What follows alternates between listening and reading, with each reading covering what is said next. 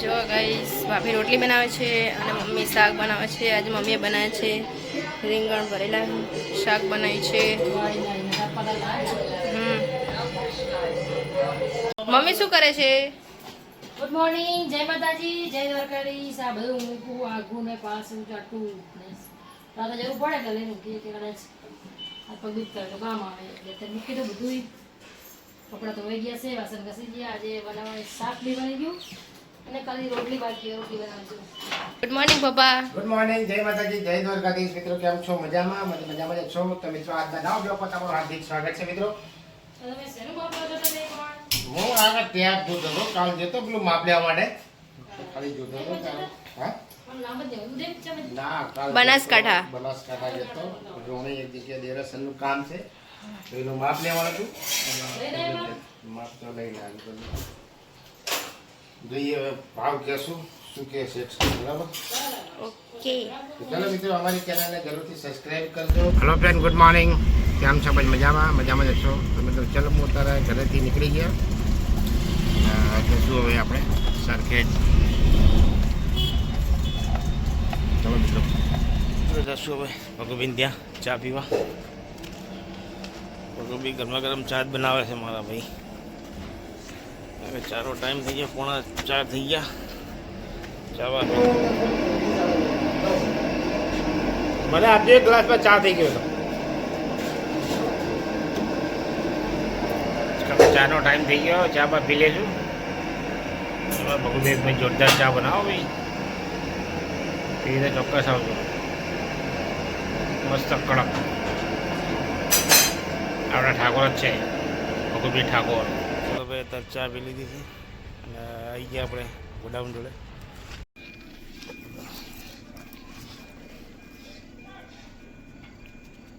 જો મિત્રો સુરત દાદા હાથમી રહ્યા, બહુ જોરદાર લાગે. સુરત મારા બેડા હવા કાઢવા માટે આવી ગયા લાગે. હા, એ કોકના ઘરે જવા દઈએ ભાઈ.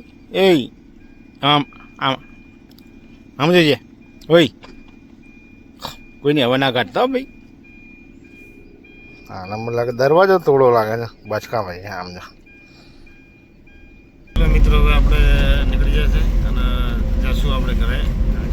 શિયાળાનો ટાઈમ ને એટલે અંધારું થઈ જાય ખબર નહીં પડતી, કારણ કે હજુ વાગ્યા છે 6:45 થવા જવાય.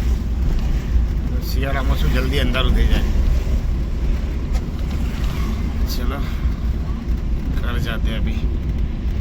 અને અહીંયા પપ્પા જોવે છે ટીવી. તમને ખબર જ હોય કે દરરોજ શું ચાલતું હોય.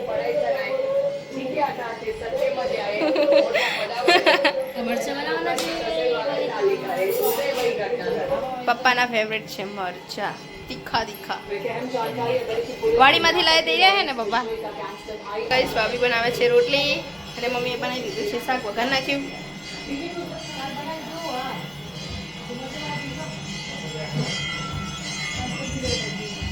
જો ગાઈસ, હવે મારી મમ્મી બનાવે છે શીરો.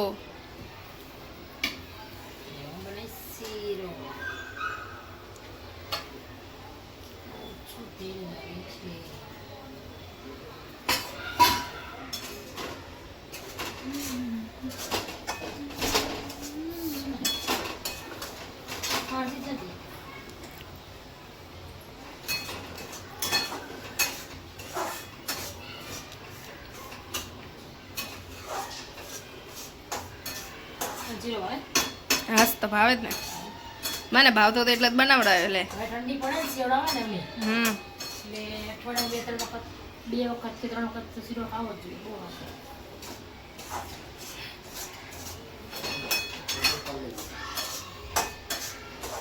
તને ભાવે શીરો? શીરો ભાવે, પણ શીરો બટેકા શાક મને તીખું ગરમ મિક્સ ના ભાવે. હા, બટેકા શાક ને શીરો ઓછો.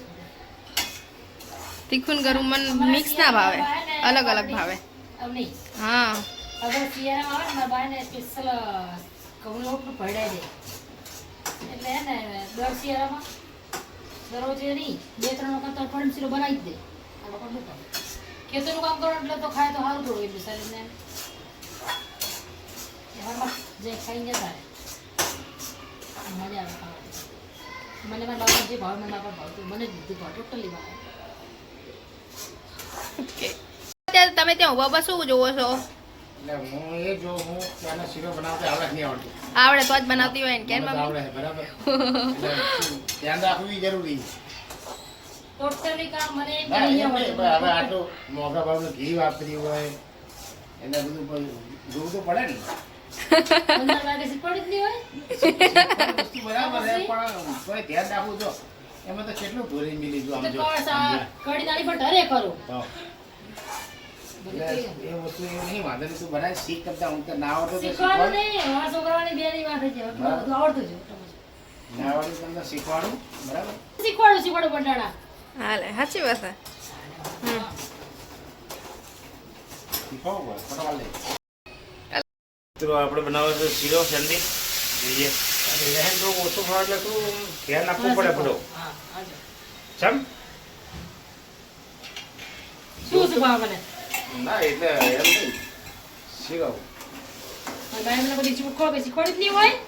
એટલે બધા ગઠ્ઠા ના થઈ જાય ધ્યાન આપવાનો ગઠ્ઠો ના, ગોળ માપનો નાખવાનો કારણ કે મિત્રો ઘીનો બનાવે છે તો કારણ કે ઘી હવે આ પણ બહુ જોડે મોંઘું હોય શીખવાડે બરાબર એટલે ધ્યાન રાખવું પડે અંદર ગઠ્ઠા ના રહેવા જોઈએ તો પછી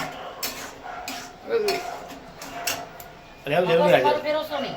ચમ તારે વળી. તાર પહેલી તે પહેલી વાર ખવડ્યા? નહીં આવડતું તો? તાર પેલા કેવું જોઈએ કે મને નહીં આવડતો તો હું તો એ આ શીરો નહીં બનાવું છું. નહીં બનાવું, જતી રહી છે. દાદા હું બનાવીશ ને એમાં નિહાળી લેવા હું બનાવીશ ચમ ખાવાનું એવું છે સરસ લે હવે બોલા ને થોડો કદી નહીં આલું લે આવી જાવ જો આવડે જ છે, મગજ આવડે? ના. હા તો બનાવી ચલો બની જશે. બની ગયો તો ચલો જો guys, મારો શીરો. મિત્રો હવે આપણે જમવા ગઈશું અને ખાશું ગરમ ગરમ શીરો તમને નહીં આપું, હે તમારે ખાવાનું જ નહીં. હવે બધું શીખવાડીશ મેં હે ને હું ના ખાઉં તો એમાં મજા ય ના આવે પછી મારી બાએ મને મોટી કેટમાં કે શીખવાડી નહીં હોય, direct આપી દીધી. નહીં હોય શીરો. શીરો તો મસ્ત દેખાય ને. ઘઉંનો શીરો આ સોજીનો શીરો ને સેન્ડીનો શીરો. પહેલા જ લો. મારા ઘરમાં જમવા તમે આવી જાઓ. મારા ઘરમાં જમવામાં તમારું હાર્દિક સ્વાગત છે. કે આજે બનાવ્યા છે ભરેલા રીંગણ. એક પપ્પા હતા ને કાલે કાઢી. બનાસકાંઠા ગયા હતા તો રીંગણ ને ફ્લાવરના. પછી ખીચડી બનાવી છે, મરચાં વાળીના શીરો બનાવ્યો અને રોટલી. થોડી માથામાં ખાઈ ગઈ પણ તો જમી લેવાનું. શીરા માટામાં બેન તમે જોયું ને ગાઈસ. આ તો માથામાં ચાલુ છે મારી બેની તો પછી એટલે મેં શીખવાડ્યો મને કે આવડતું નહીં બોલ. ચલો તમે જમવા.